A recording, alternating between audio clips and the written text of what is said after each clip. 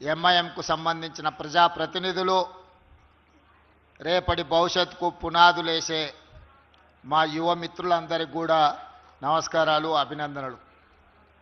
ఇది ఒక మంచి కార్యక్రమం. ఈరోజు ఇక్కడున్న మా తమ్ముళ్ళు, మా చెల్లెళ్ళు రేపు తెలంగాణ రాష్ట్ర పునర్నిర్మాణంలో తెలంగాణ రాష్ట్రం యొక్క ఆర్థిక వ్యవస్థ 2034కు $1 ట్రిలియన్ ఎకానమీ, 2047కి $3 ట్రిలియన్ ఎకానమీగా ఈ రాష్ట్రం అభివృద్ధి చెందాలి. ఈనాడు దేశంలో 2.5% జనాభా ఉన్న మనము 5% జీడిపిని ఇస్తున్నాం ఈ దేశానికి.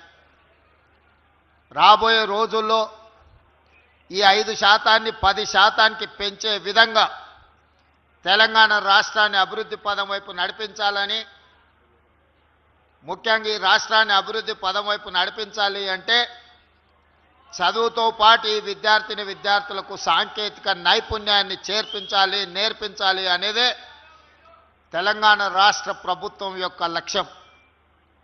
దాంట్లో భాగంగానే టాటా సంస్థతో ఎంఓయూ చేసి పోయిన సంవత్సరం సరిగ్గా ఇదే సమయంలో ఇదే మల్లెపల్లిలో ఇక్కడనే 4 ఏటీసీల కోసం పునాది రాయి వేసుకోవడం జరిగింది.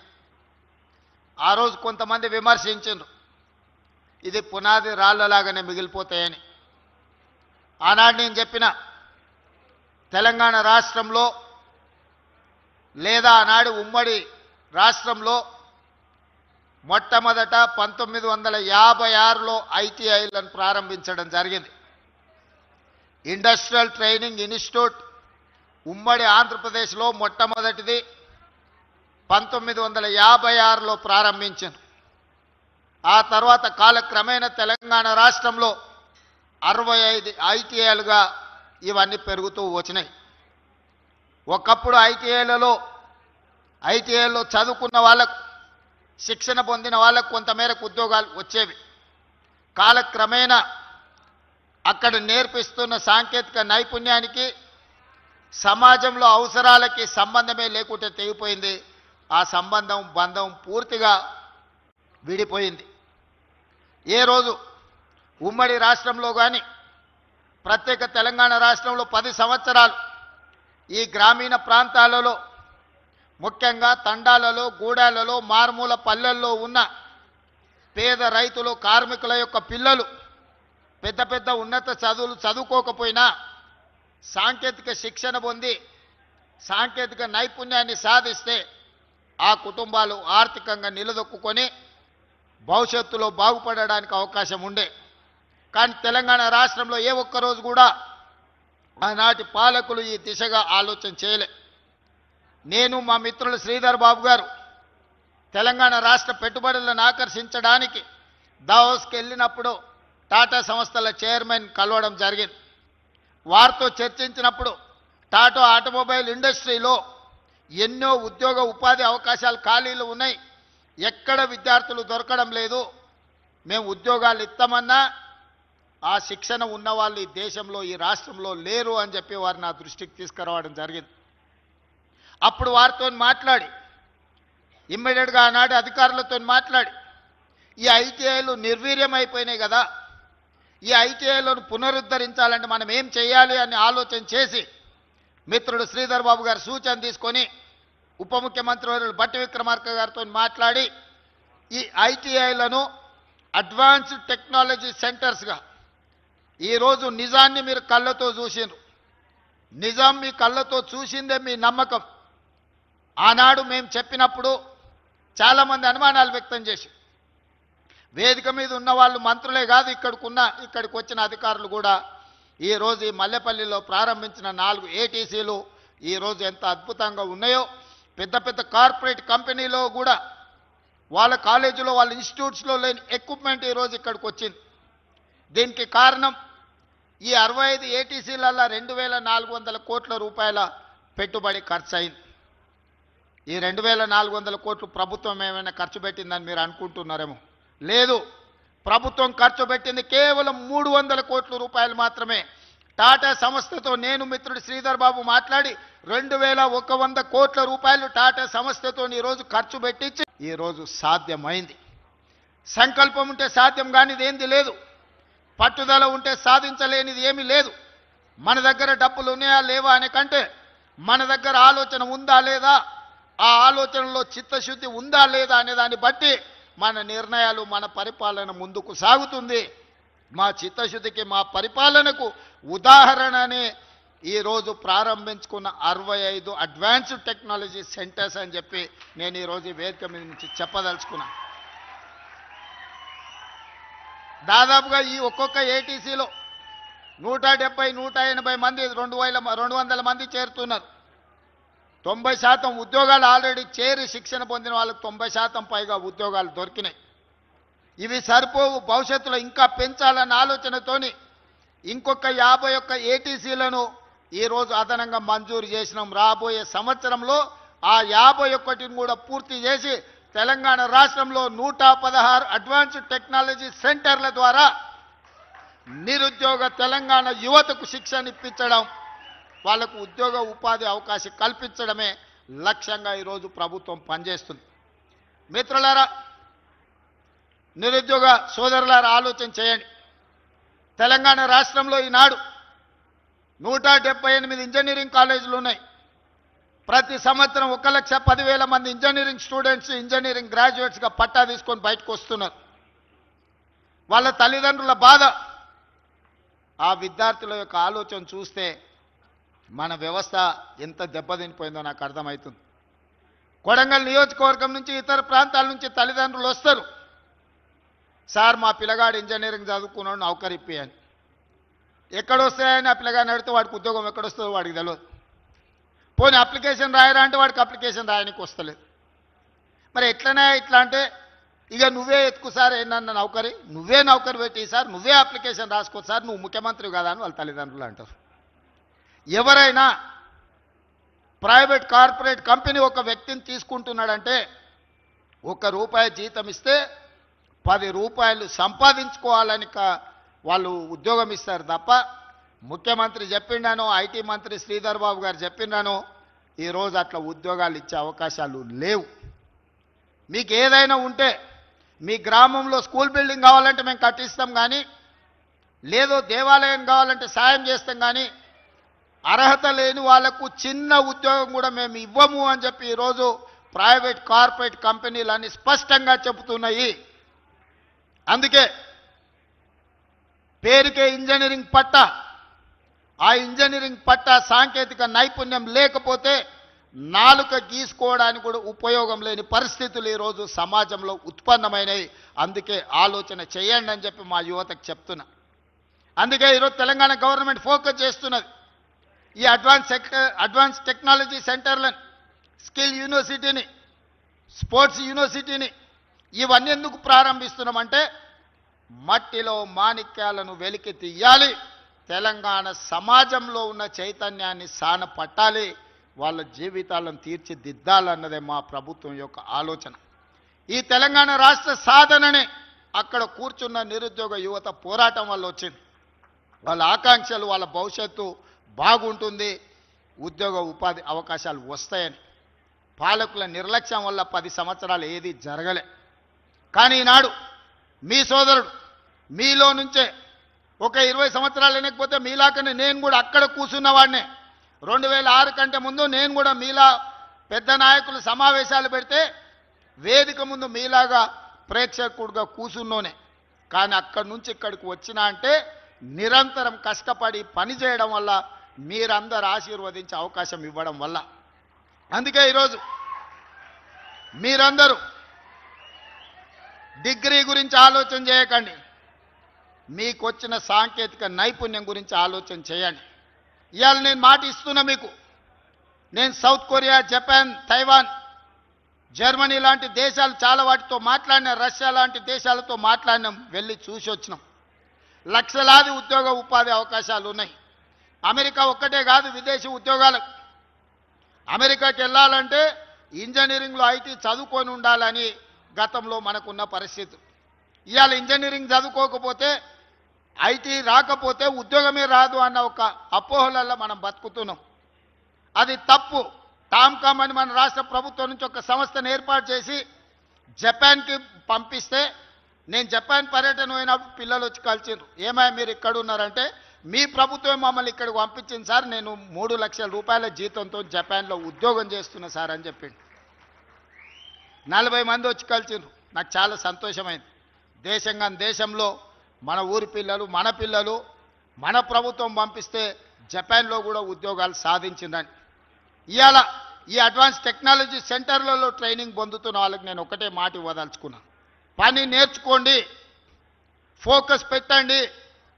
Germany, Japan, south Korea, China లాంటి దేశాలు కూడా మన ముందు మొక్కరిల్లే రోజు వస్తుంది. ఇవాళ అమెరికా ఎట్లయితే మన ముందు మొక్కరిల్లిందో, రేపు మీ సాంకేతిక నైపుణ్యంతో మీ విదేశాలలో బాగా బ్రతకాలన్న మీ కళలు సాకారం అవ్వడానికి అవకాశం ఉంది. ఇంతకుముందు మిత్రుడు పొన్నం ప్రభాకర్ గారు ఒక మాట చెప్పారు. గతంలో ఇందిరాగాంధీ ఉన్నప్పుడు అగ్రికల్చర్ సీలింగ్ యాక్ట్ తీసుకొచ్చి వేలాది ఎకరాలు, లక్షలాది ఎకరాలు జమీందారుల దగ్గర ఉంటే ఆ భూములు తీసుకొని పేదలకు పంచిపెట్టారు. ఆనాడు ప్రభుత్వం దగ్గర ఆస్తులు ఉన్నప్పుడు ఇండ్ల పట్టాలు ఇచ్చిండ్రు, ఇండ్లు ఇచ్చిండ్రు, వ్యవసాయానికి భూములు ఇచ్చిండ్రు. ఇవాళ ప్రభుత్వం దగ్గర పంచడానికి భూములు లేవు. ప్రభుత్వం దగ్గర ప్రభుత్వ కార్యాలయాలు కట్టడానికి భూమి లేదు. శ్మశాన వాటికల కోసం కేటాయిద్దామంటే భూమి లేదు.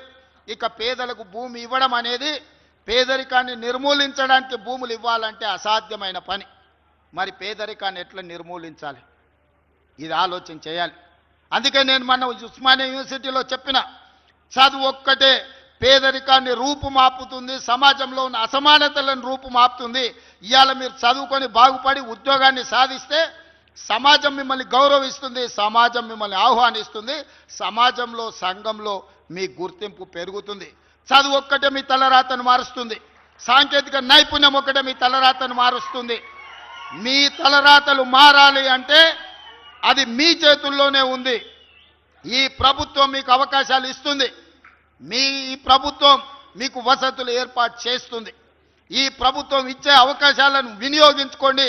తద్వారా సాంకేతిక నైపుణ్యాన్ని సాధించడమే కాదు, చదువుకోండి, గొప్పగా రాణించండి. ఇవాళ సత్య నాదేళ్ల ప్రపంచంలో గుర్తింపు తెచ్చుకున్నాడంటే చదవడం వల్లనే.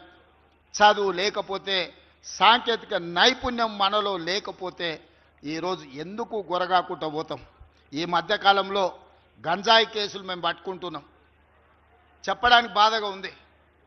గంజాయి సరఫరా చేసేవాళ్ళు చాలా వరకు ఇంజనీరింగ్ గ్రాడ్యుయేట్స్, ఇంజనీరింగ్ చదువుకుంటున్న పిల్లలే సరఫరా చేస్తారు. ఇంజనీరింగ్ అయిపోయినాక ఉద్యోగం దొరకక మొదట వాడు అలవాటు చేసుకొని, అలవాటు నుంచి అవసరాల కోసం గంజాయి వ్యాపారం చేసే పరిస్థితులు ఈరోజు తెలంగాణలో దాపురించినాయి. ఇది తెలంగాణ సమాజానికి పట్టిన చీడ. దీన్ని వదిలించాల్సిన అవసరం ఉంది. వ్యసనాల వైపు వెళ్ళకండి. వ్యసనాల బారిన పడ్డారంటే మీ తల్లిదండ్రుల దుఃఖాన్ని మీరు అంచనా కూడా వేయలేరు. ఒకప్పుడు ఒక కుటుంబంలో 4, 5 అన్నదమ్ములు ఉండేటోళ్ళు. ఒకరో ఇద్దరు అక్కరకపోయినా 2, 3 బాగుపడితే ఆ కుటుంబాన్ని ఆదుకునేటోళ్ళు. ఇవాళ తల్లిదండ్రుల కలిపి ఒక్క పిల్లగాడో ఒక బిడ్డనో ఉంటుంది. ఆ ఉన్న ఒక్కడు దారి తప్పితే, ఆ ఉన్న ఒక్కడు వ్యసనాలకు బానిస అయితే ఆ తల్లిదండ్రుల యొక్క బాధ ఎట్లుంటుందో యువకులుగా మీరు ఆలోచన చేయండి. అందుకే మిత్రులారా, ఈ అవకాశాన్ని వాడుకోండి. నేను మా మిత్రులు శ్రీధర్ బాబు గారికి, మొదట పొన్నం ప్రభాకర్ గారికి ఒక సూచన చేస్తున్నా. ఒకప్పుడు ఐటీఐలో చదువుకుంటే ఆర్టీసీ వాళ్ళు అప్రెంటిస్షిప్ కింద వాళ్ళకి ట్రైనింగ్ ఇచ్చేటోళ్ళు ఆర్టీలో తీసుకొని, మరి ఈరోజు ఎందుకు తీసుకుంటలేరో నాకు తెలియదు. మీరు దయచేసి మీ ఆర్టీసీలో, ఏటీసీలో చదువుకున్న పిల్లలకు అప్రెంటిస్షిప్ ఇచ్చి వాళ్ళకు అవకాశం కల్పించి వాళ్ళలో ఉన్న నైపుణ్యాన్ని పెంపొందించడానికి దానకిషోర్ ప్రిన్సిపల్ సెక్రటరీ గారు పిలిపించుకొని మీరు మీ ఆర్టీసీకి సంబంధించిన అధికారులతో మాట్లాడి ఇక్కడ ట్రైనింగ్ పొందిన విద్యార్థులకు ఆర్టీసీలో అప్రెంటిస్షిప్ ఇవ్వండి. అదేవిధంగా మిత్రులు శ్రీధర్ బాబు గారికి నా రిక్వెస్ట్, ఆయన కొంచెం బలమున్నోడు, కొంచెం టెక్నిక్ ఉన్నోడు, కొన్ని పనులు నాతో కాకపోతే ఆయనతో చేపిస్తుంటా. ఆర్థిక మంత్రి ఆయనకు చాలా దగ్గర. మేము చెప్తున్నాడు కానీ ఆయన చెప్పంగానే సరే అంటాడు. వచ్చే సంవత్సరం నుంచి ఈ ఏటీసీలలో జాయిన్ అయిన ప్రతి విద్యార్థికి ప్రతి నెల 2,000 రూపాయల స్కాలర్షిప్ అందించడం ద్వారా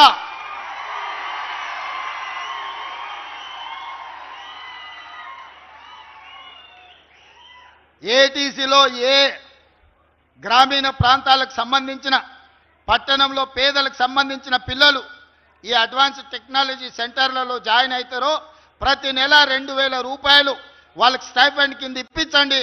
ఆ పిల్లలకు దొవ్వ ఖర్చులకు ఉండడానికి ఖర్చులకు వెళ్తాయి. ఆ పిల్లలు చదువుకుంటారు. ఆ ప్రోత్సాహం ఇవ్వాల్సిన బాధ్యత మన రాష్ట్ర ప్రభుత్వాన్ని. ఎక్కడెక్కడో ఖర్చు పెడుతున్నాం, కానీ ఇది భవిష్యత్తు పెట్టుబడి. ఇది సంక్షేమ పథకం కాదు, ఇది భవిష్యత్తుకు పెట్టుబడి.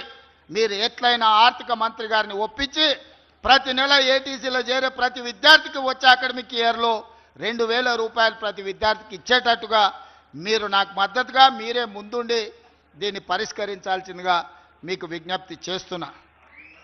మిత్రులారా, అన్ని అవకాశాలు ఇస్తుంది ప్రభుత్వం, కానీ మీరు బాగుపడాలి. మీరు నేర్చుకోండి. మీకేం కావాలనో ఈ ప్రభుత్వం చేస్తుంది. మీ సోదరుడు ఈరోజు తెలంగాణ రాష్ట్రానికి ముఖ్యమంత్రి ఉన్నాడు. మీ ఆలోచనలు, మీ అవకాశాలను దృష్టిలో పెట్టుకొని మీ భవిష్యత్తు కోసం ప్రణాళికలు వేస్తాం. స్కిల్స్ యూనివర్సిటీ అయినా, యంగ్ ఇండియా స్పోర్ట్స్ యూనివర్సిటీ అయినా, లేకపోతే young India integrated residential schools అయినా, అడ్వాన్స్ టెక్నాలజీ సెంటర్స్ అయినా, ఇవన్నీ కూడా మీ భవిష్యత్తు కోసం, తెలంగాణ పునర్నిర్మాణం కోసం ఈనాడు రాష్ట్ర ప్రభుత్వం నిర్ణయాలు తీసుకున్నది. దీన్ని సద్వినియోగం చేసుకోండి.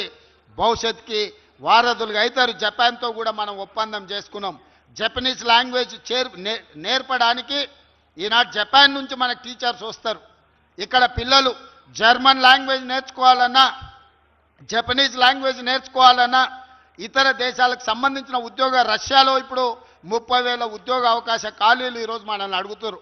రష్యా ఉక్రెయిన్ వార్ వల్ల అక్కడ ఉండే ఇండస్ట్రియల్ ఎస్టేట్స్ ఉద్యోగాలు లేక, అక్కడ వాటిని నిర్వహించే వాళ్ళు లేక ఈరోజు మూతపడుతున్నాయి. 30,000 ఉద్యోగాలు ఇవాళ ఇప్పటికిప్పుడు మేము ఉద్యోగ అవకాశాలు ఇస్తాం పంపించండి అన్నారు. 1,000 మందిని మనం పంపించే పరిస్థితి ఉంది. జపాన్లో అయితే 2 లక్షలు 3 లక్షలు ఎన్ని లక్షల మందిని పంపించినా జపాన్లో 70 ఏళ్ళ పైన పడి 120 ఏళ్ళు ఉన్నోళ్ళు ఉన్నారు.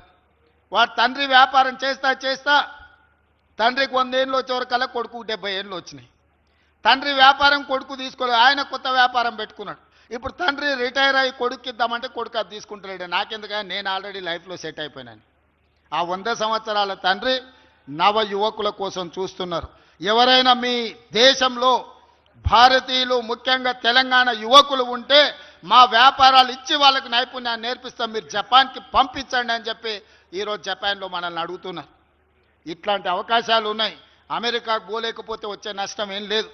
పక్కన జర్మన్, జపాన్, సౌత్ కొరియా లాంటి అభివృద్ధి చెందిన దేశాలు ఉన్నాయి. ఆ దేశంలో ఎవరికి పెద్ద ఇంగ్లీష్ కూడా రాదు, మీకు తెలుసో తెలియదు. ఇంగ్లీష్ వస్తే పెద్ద మేధావి అని కొంతమంది పోజులు కొడుతుంటారు. జర్మన్కి ఏం ఇంగ్లీష్ వచ్చు, జపాన్కి ఏం ఇంగ్లీష్ వచ్చు. చైనా ప్రపంచాన్ని శాసిస్తున్న చైనాలో ఇంగ్లీష్ వచ్చిన వాళ్ళని ఏళ్ళ మీద లెక్క పెట్టవచ్చు. మనిషికి తెలివి ఉండాలి, చిత్తశుద్ధి ఉండాలి, పని చేయాల్సిన కమిట్మెంట్ ఉండాలి, వ్యసనాలకు బానిస కావద్దు, గంతే. ఈ 4 కామన్ సెన్స్ ఉంటే 40-50 వేల నుంచి 4 లక్షల వరకు ప్రతి నెల మీరు సంపాదించుకునే ఉద్యోగ అవకాశాలు వస్తాయి. మనం ఈరోజు వారధిగా తెలంగాణ రాష్ట్ర ప్రభుత్వం మారుతుంది. జర్మనీ, జపాన్, సౌత్ కొరియా లాంటి, తైవాన్ లాంటి దేశాలలో మీరు ఇక్కడ శిక్షణ పొందుతూ ఉద్యోగాలు ఇప్పించే బాధ్యత, మీకు సంబంధించిన పాస్పోర్ట్లు ఇప్పించే బాధ్యత రాష్ట్ర ప్రభుత్వం తీసుకుంటుంది. తొందరలోనే దానికి సంబంధించిన మొత్తం వ్యవస్థను ఏర్పాటు చేస్తాం. ఒక వింగ్నే ఏర్పాటు చేస్తా ప్రభుత్వంలో. మీకు విదేశాలలో ఉద్యోగ ఉపాధి అవకాశాలు కల్పించడానికి, మీ పాస్పోర్ట్ నుంచి మీ ప్రతి వీసా వరకు ప్రాసెస్ చేయడానికి గవర్నమెంట్లో ఒక వింగ్ని ఏర్పాటు చేసి మీ భవిష్యత్తుకు పునాదులు వేస్తామని తెలియజేస్తూ మీ అందరి దగ్గర సెలవు తీసుకుంటున్న ధన్యవాదాలు మిత్రులారా. ధన్యవాదాలు. ఆనరబుల్ సీఎం గారి సందేశాన్ని మనం ప్రత్యక్షంగా విన్నాం. మరి సిరిసిల్లలో పెద్దల ఆది శ్రీనివాస్ గారు, ఇంకా ఇతర చోట్ల పెద్దలందరూ వెబ్ కాస్టింగ్ లైవ్ ద్వారా సీఎం గారి సందేశాన్ని విన్నారు. రాష్ట్ర వ్యాప్తంగా ఏటీసీస్లో పాల్గొంటున్న ప్రజా ప్రతినిధులు, అధికారులు, విద్యార్థులందరికీ కూడా శుభాకాంక్షలు తెలియజేస్తూ ఇప్పుడు ఆనరబుల్ సీఎం గారు లాంఛనంగా 4 విద్యార్థులకి అపాయింట్మెంట్ ఆర్డర్స్ అందజేస్తారు. బాబు ఆ మైక్ అని చెప్పమ్మా.